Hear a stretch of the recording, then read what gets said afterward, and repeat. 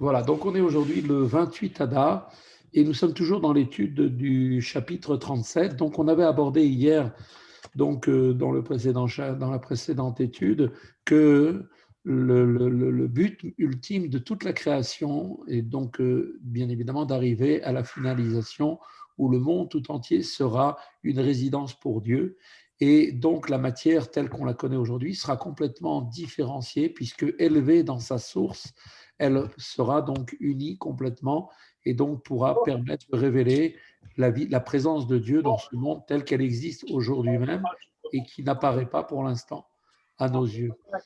Alors, il est évident que de ce fait, chacun d'entre nous a donc la nécessité d'apporter sa participation dans le monde et donc chaque juif a donc reçu la possibilité de le faire en descendant dans ce monde, en ayant la possibilité d'accomplir les mitzvot. Eh bien, chacun d'entre nous peut donc, par l'intermédiaire des mitzvot, élever son corps et l'âme animale dans lequel se trouve cette âme animale dans ce corps, et donc élever la source même de ce corps et de cette âme animale pour pouvoir les réintroduire dans la Kedusha et les amener vers le niveau de sainteté, permettant donc à ce moment-là de couper la possibilité, donc de toute possibilité de vitalité émanant de la Kedusha vers vers le domaine de l'impureté et du mal. Donc voilà le travail de chacun d'entre nous. C'est la raison pour laquelle l'âme de chacun d'entre nous est descendue dans ce monde pour accomplir tout cela par l'intermédiaire donc de l'accomplissement des mitzvot. Eh bien, nous réalisons donc cette capacité, cette possibilité qui nous a été donnée de pouvoir élever notre partie du monde qui est en rapport avec nous-mêmes, puisque le monde étant matériel, ayant nous-mêmes un corps matériel et avec une âme qui donne à ce corps la possibilité de pouvoir bouger, de pouvoir faire les différentes actions nécessaires dans les mitzvot, puisque les mitzvot doivent être faites dans l'action pour pouvoir être réalisées comme elles se doivent. Et donc, par l'intermédiaire de cette action, par l'intermédiaire aussi des forces qui nous permettent de réaliser cette action, eh bien, on élève la source spirituelle du monde tout entier dans lequel on se trouve par le fait donc de ce travail que nous faisons sur nous-mêmes. Donc maintenant, l'Admorazaken va continuer et nous dire donc effectivement qu'il y a donc différentes mitzvot. Chaque mitzvah fait intervenir un membre en particulier, comme par exemple la main, le bras pour la mitzvah des tefillin ou bien pour l'étrog, et qui ne permet donc à ce bras et à cette main donc de pouvoir s'élever, de pouvoir monter et de se raffiner. Par contre, il existe une mitzvah qui, elle, est une mitzvah, on l'appelle la mitzvah, comme c'est marqué dans la Gemara, elle s'appelle la mitzvah, si on peut dire, et c'est la tzedaka, la charité, qui elle-même dépasse toutes les autres mitzvot, y compris donc l'étude de la Torah, puisque on nous dit que quand une personne donne la tzedaka, eh bien, elle a donné une partie de sa propre vie, puisque quand quelqu'un a donné cet argent-là, il l'a gagné normalement, c'était pour le besoin, il a été pour gagner sa vie, c'est-à-dire il a donné une partie de cet argent qui lui aurait servi à pouvoir continuer à vivre, à manger, boire se maintenir en bonne santé. Et donc, qu'est-ce que la personne fait? Elle donne de cet argent, elle en fait don donc à quelqu'un d'autre, donc elle donne une partie de sa vie, et donc puisqu'elle a donné entièrement de sa personne, puisqu'on sait très bien que la différence avec une mitzvah qui fait intervenir un membre comme le bras, par exemple, pour les tefillin, eh bien la mitzvah de tzedaka, elle, demande à ce que ce soit le corps tout entier qui soit intervenu, parce qu'au moment où on travaille avec tous ces membres tout entiers, on est donc occupé à travailler. Et donc ce travail-là, ces heures qui ont été passées pour pouvoir avoir cet argent-là, eh bien, qu'est-ce qu'on fait? On la donne, cette tzedaka, et on voit que la seule mitzvah qui a la possibilité d'avoir une action, même sur le passé, d'élever le passé, c'est la mitzvah de tzedaka, puisque toutes les heures qui sont passées sont donc ensuite, au moment où on fait le don de cet argent-là, sont élevées, sont sanctifiées et permettent non seulement donc de sanctifier le passé, mais même le présent et de recevoir aussi donc la récompense qui viendra avec les temps à venir. Alors, il y a une grande question qui est posée dans la Torah, c'est qu'il y a marqué un enseignement dans la Mishnah qui semble affirmer le contraire de ce qu'on est en train de dire, que la charité dépasse donc toutes les mitzvot Et donc, vous savez qu'il est la mitzvah d'étudier la Torah, c'est aussi une mitzvah qui fait partie des 613 commandements. Et pourtant, on connaît l'importance de la grandeur de la mitzvah, de l'étude. Et donc, d'ailleurs, la Mishnah nous dit, semble a priori affirmer le contraire en disant qu'il n'y a pas plus grand que l'étude de la Torah. Donc, alors, qu'est-ce qui est le plus grand? L'étude de la Torah ou bien la tzedaka que l'on doit faire? Alors, pour répondre à cela, Admor Zaken va nous proposer une explication. Et on démarre maintenant. Uma shamu razal betalmud Torah keneget kulam. Et ce que Chachamim nous disent dans la Gemara PA, nous disent à savoir que l'étude de la Torah équivaut à toutes les autres mitzvot, y compris donc la tzedaka. Alors maintenant, comment est-ce qu'on peut concilier cela avec ce qu'on vient de dire, que la tzedaka dépasse toutes les mitzvot? Comment on peut dire une chose pareille? Nous dit tout de suite Admor Zaken, c'est parce que l'étude de la Torah relève en fait de quel niveau en nous?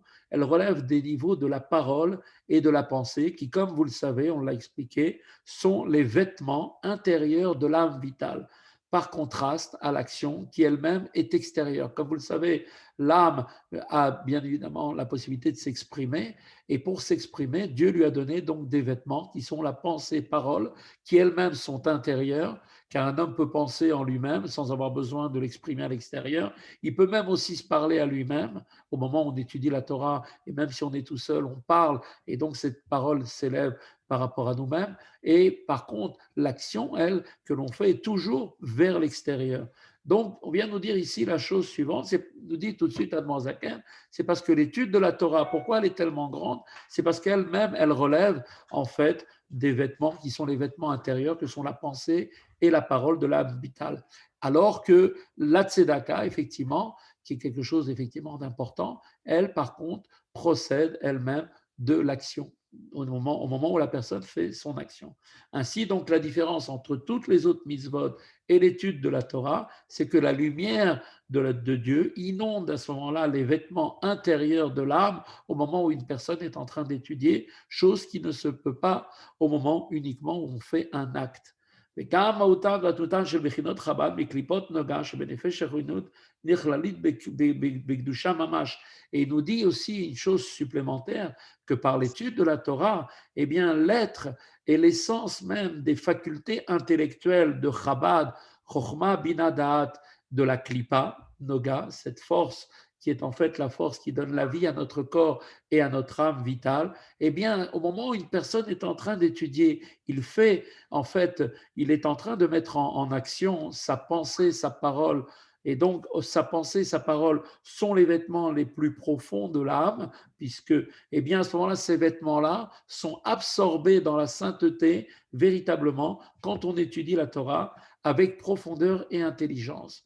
Les facultés, donc, intellectuelles de l'âme vitale, appliquées à l'étude de la Torah, deviennent totalement intégrées, une partie intégrante de cette mitzvah, et vont donc s'élever du domaine de la Klipat Noga, et vont aller vers la sainteté. La Klipat Noga étant la source spirituelle du corps et de l'âme vitale qui possèdent du bien et du mal, émanant elles-mêmes de l'arbre de la connaissance du bien et du mal. Eh bien, l'âme vitale, eh bien, au moment où une personne étudie la Torah, eh bien, elle s'élève et s'intègre elle aussi, elle rejoint la sainteté au lieu de descendre dans les forces du mal. Certes, on avait expliqué dans le chapitre 12, on avait établi que le Beinoni, dont est question ici dans tout le Tanya, eh bien, le Beinoni n'a une emprise sur son âme animale, et cette emprise ne concerne seulement et uniquement l'expression de cette âme animale en pensée, parole, action, qui sont les trois vêtements qui lui ont été donnés. Par contre, le Beinoni est incapable d'agir sur l'essence de cette âme vitale, c'est-à-dire de transformer les forces et les facultés qui la composent, c'est-à-dire aussi bien la notion d'intellect, Chokhmah Binadat, que les dimensions des facultés émotionnelles que sont les midotes de cette âme animale. Et donc, bien évidemment, la seule chose que le Beinoni peut faire, c'est empêcher que elle s'exprime que les mauvaises pensées, les impulsions du mal qui viennent de cette klipat noga viennent le perturber et lui donner la possibilité de prendre naissance en lui pour agir à faire l'action. Faire l'action, le Benoni, il est capable de s'en empêcher. Il peut repousser en pensée, parole, action les mauvaises impulsions de son âme vitale. Par contre, transformer l'être de l'âme vitale, la changer complètement, seul le tzaddik Gamour est capable de pouvoir le faire et l'a fait, alors que le Benoni, lui, ne pourra jamais le faire. Alors on voit quand même qu'il y a quand même une particularité, c'est que dans les facultés de l'âme vitale, il y a ce qu'on appelle les facultés intellectuelles, Chochma Bina Dahat, et les facultés que l'on appelle émotionnelles, qui sont Chesed, bonté, la sévérité, et ainsi de suite, qui sont les sphirotes, les 6 sphirotes en descendant. Et donc, on nous dit, l'Admorazaken nous dit que la faculté intellectuelle de l'âme animale peut quand même évoluer par l'étude de la Torah. Et l'Admorazaken va nous expliquer que cette particularité, même pour le Beinoni, eh bien, il peut changer en quelque sorte cette nature même de son âme vitale et transformer en quelque sorte ses facultés intellectuelles. Et bien que l'être, on sait très bien que l'être et les facultés émotionnelles de l'âme vitale, eh bien, chez les Benoni, soient incapables de la transformer en sainteté. Donc, en résumé, le Benoni peut retenir, donc, pour ne pas agir ni en pensée, ni en parole, ni en action, et peut aussi transformer par l'étude de la Torah ses facultés intellectuelles. Par contre, les facultés émotionnelles, qui sont bien sûr là aussi l'être et l'essence donc de l'âme animale, eh bien, c'est impossible. Les bononistes sont dans l'incapacité de transformer en sainteté. Pour quelle raison? Eh bien, c'est parce que le mal est plus fort dans les facultés émotionnelles que dans Chabad. C'est-à-dire que le mal a une emprise sur les facultés émotionnelles beaucoup plus grande que sur les facultés intellectuelles. D'ailleurs, c'est pour ça que tout de suite, ce qui nous vient quand on veut faire, quand le mauvais penchant veut nous entraîner à faire une faute, tout de suite, ça se traduit par un sentiment. Et le sentiment, c'est très difficile à le maîtriser. Pourquoi? Parce que les forces du mal sont très présentes et sont véritablement en mesure de tirer les forces de ce niveau-là.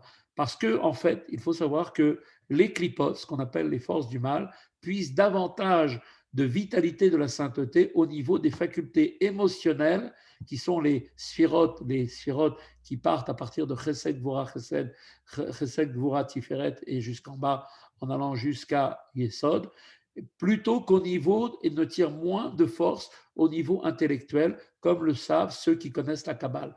En fait, la Kabbale, pour essayer d'expliquer un peu cela explique que l'existence de la Klippa elle vient en fait de toute la doctrine de ce qu'on appelle la Shfirat HaKelim, la brisure des réceptacles. C'est-à-dire qu'on m'a expliqué, Dieu avait d'abord créé un monde, ensuite ce monde avait explosé, et donc l'explosion a fait que les étincelles divines sont tombées, si on peut dire, vers le bas, et donc après, bien évidemment, il y a eu cette brisure. À ce moment-là, cette brisure est intervenue principalement au niveau des midotes. Et donc, ce sont la raison pour laquelle l'élévation du mal rattaché aux midotes est difficile, parce qu'étant tombé en bas dans le mal, eh bien, le mal est beaucoup plus présent dans les midotes, qui est par contre, par opposition, les forces intellectuelles, facultés intellectuelles que sont Chochma, Binadat, ne sont pas tombées, elles, par contre. Et donc, puisqu'elles ne sont pas tombées, il est beaucoup plus facile de les transformer par l'étude assidue de la Torah. Donc, on a expliqué maintenant jusqu'à présent deux motifs qui ont été là pour nous justifier la supériorité de l'étude de la Torah, d'une part. Comme on l'a expliqué, la Torah, elle a cette particularité, c'est qu'elle imprègne les vêtements intérieurs de l'âme vitale. D'autre part, elle permet aux facultés intellectuelles donc de Chabad d'être elles-mêmes, donc ces trois facultés, d'être absorbées dans la sainteté. Et c'est ce qu'on voit quand quelqu'un a fait tchouva, au bout d'un certain nombre d'années, quand il a étudié la Torah, eh bien, sa perception, le raffinement de sa personnalité se fait parce que il a, à force d'études, transformé, il a, si on peut dire, raffiné ses forces intellectuelles. Zod ve'od acheret. Et à part cela, à part tout ce qu'on vient de dire, il vient nous dire, Azaken vient nous dire qu'il y a encore une autre qualité qui surpasse toutes les autres concernant la supériorité de l'étude de la Torah sur toutes les mitzvot. Quelle est-elle? על פי מה שכתוב לעיל בשם התיקונים, דרמ"ח פיקודין, אין רמ"ח איברים דמלכה. Eh bien, d'après ce qu'on a expliqué plus haut, au chapitre 23, au nom des Tikkuné à Zohar, je ne sais pas si vous vous souvenez, on nous avait dit que, à savoir que les 248 mitzvot positives sont, comme on l'avait vu, les 248 membres du roi, donc Akadosh Baruch Hu. De même que chaque membre du corps humain est le réceptacle de l'expression d'une faculté de l'âme, comme l'œil pour la vue, l'oreille pour l'ouïe, etc. De même, chaque mitzvah véhicule une expression de la volonté divine. Mais la Torah, elle, en ce qui la concerne, il est dit là-bas dans les Tikkuné Zohar que la Torah et Akadosh Baruch Hu ne font qu'un. Torah et Akadosh Baruch Hu, Chad, sont une seule chose, à la différence des mitzvot qui sont simplement décrites comme étant les membres du roi. Par contre, la Torah et Dieu, c'est une seule et même chose. Et Rabbi Shneur Zalman va maintenant essayer ici d'éclaircir cette distinction. Kemo Be'adam Atarton donne l'exemple avec le cas d'une personne, un homme ici-bas. Il nous dit comme ça. אין ערוך ודמיון בין חיות שברמ"ח איברים לגבי חיות שבמוחין. Il n'y a aucune commune mesure entre la ressemblance que l'on pourrait faire en équivalence entre la vitalité qui est donc habillée dans les 248 membres de son corps par rapport à la vitalité qui se trouve dans son cerveau, c'est-à-dire à l'intellect, qui lui-même, cet intellect, comme on le sait, se divise en trois facultés que sont Chokhmah, Bina, Da'at. On voit bien concrètement, physiquement, que chaque partie du corps est unie à l'âme qui lui donne la vie, puisque quand le bras veut bouger, c'est l'âme qui lui donne donc qui lui donne la pulsion pour le faire. De même, quand l'œil doit voir, il reçoit cette vitalité de la vue directement de l'âme. Mais en fait, le corps et l'âme restent malgré tout deux entités complètement distinctes, unies ensemble par le lien de la vie, c'est vrai, mais elles restent quand même deux choses complètement distinctes. Il y a d'un côté l'âme et de l'autre côté, il y a le corps. En revanche, concernant l'intellect lui-même, puisque vous le savez très bien, le siège même de l'âme divine se trouve dans le cerveau. Donc le cerveau étant l'endroit où se trouve l'âme divine le plus possible, c'est là le siège de l'âme divine. Eh bien, l'intellect lui-même est ni plus ni moins qu'une émanation de l'âme et donc est une partie intégrante de lui-même, de cette âme-là. Et cette différence, elle est fondamentale. Il faut bien comprendre que les membres, elle est différente. Les membres du corps et l'intellect illustrent en fait donc la distinction entre l'étude de la Torah et les autres mitzvot. On voit bien effectivement que la Torah est comparée au cerveau, donc la divinité qui se trouve là, elle est complètement unie avec la Torah au moment où un juste est en train d'étudier la Torah, alors que chaque membre du corps, quand j'utilise mon bras pour mettre les tefilines, eh bien c'est le bras qui va agir, c'est vrai, il y a l'unité avec Dieu, mais malgré tout, mon bras est resté, après tout, malgré tout, quelque chose de physique, ça reste mon corps. Vous allez me dire, c'est la même chose, le cerveau, ça reste aussi physique, mais il y a une particularité, c'est que au moment où on étudie la Torah, l'étude de la Torah nous permet d'arriver à cette unité avec Dieu que l'on peut faire avec aucune autre mitzvah. Kachamamash, il nous dit ainsi de même, effectivement, si on peut maintenant faire une analogie avec bien sûr des myriades et des myriades de séparations à l'infini entre l'être humain et Akadosh Baruch Hu, le divin, il en est de même, si on peut dire maintenant, si on va prendre l'aspect de la manière dont comment brille la lumière infinie de Dieu.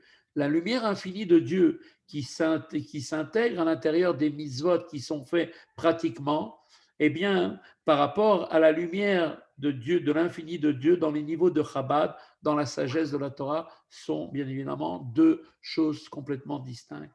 Et on sait très bien que chacun, selon son niveau d'intellect et sa compréhension de la Torah, donc l'intellect humain s'unit avec Dieu à la mesure de sa perception de la Torah dans une union parfaite, semblable à l'unité qui existe entre les forces intellectuelles de l'âme et l'âme dont elle procède. Donc on voit qu'au moment où un juif étudie la Torah, il y a une telle unité entre le juif, entre les forces intellectuelles et Dieu lui-même, puisqu'il utilise la Torah pour pouvoir s'unir à Dieu. Et comme la Torah étant unie à Dieu, donc l'intellect de l'homme est uni à Dieu. Et donc chacun, selon ses compétences, ses capacités, va pouvoir, par cette forme d'unité à Dieu, eh bien, recherchée par l'étude de la Torah, permet donc à chacun donc d'y arriver. Et ça, seule la Torah est capable de nous donner cette possibilité. Et donc, effectivement, on voit la supériorité de l'étude de la Torah qui existe sur tous les autres commandements, y compris aussi la tzedaka. Et bien qu'effectivement, vous allez me dire, mais comment c'est possible? Voilà, quand on étudie la Torah, on étudie la Gemara, par exemple, on voit que dans la Gemara, il est marqué des sujets qui parlent de choses complètement matérielles, des problèmes de la vie de tous les jours, comme par exemple deux juifs, comme on voit dans la Gemara Baba Metzia, qui nous dit, il y a deux juifs qui ont trouvé un talit, chacun est en train de tirer le talit vers lui-même. On parle d'une chose matérielle, d'un talit, ou bien d'un juif qui va échanger une vache contre un âne. Donc, on voit là-bas des notions qui sont des notions complètement humaines de la vie courante de chacun d'entre nous. Comment est-ce qu'on peut dire que là, il y a une unité avec Dieu? Comment est-ce qu'on peut atteindre l'unité de Dieu par l'étude de ces lois qui sont des lois complètement physiques, des lois de la vie du quotidien? Alors, la réponse, elle est très simple. La réponse, elle est que la Torah, elle est comparée à de l'eau. Pourquoi on la compare à l'eau, la Torah? Eh bien, parce que l'eau, quand elle descend d'un lieu élevé, l'eau qui descend des montagnes, comme elle est là-haut, c'est la même eau qui arrive en bas au niveau de la vallée. C'est exactement la même eau. Et pourtant, elle a pu descendre des sommets de très très haut. Et pourtant, elle est demeurée complètement inchangée jusqu'au niveau le plus bas. Ainsi, donc la Torah qui est descendue pour s'exprimer dans des termes matériels, donc cette Torah, sa volonté de Dieu et la sagesse de Dieu qui est descendue dans comment on doit partager si un juif, ils ont trouvé un talit, ou bien quand on doit changer une vache contre un âne, comment ça doit se faire, eh bien tout ça, l'homme qui étudie la Torah, au moment où il étudie ces lois, eh bien il est donc uni lui-même avec la sagesse et la volonté de Dieu qui sont revêtus ainsi Dieu avec Dieu lui-même. C'est ça qui se passe à ce moment-là. Donc lui-même, Dieu et le juif sont unis comme cela avait été expliqué précédemment dans le chapitre 4. Voilà, donc on a vu effectivement cette dimension donc de l'importance de la Torah.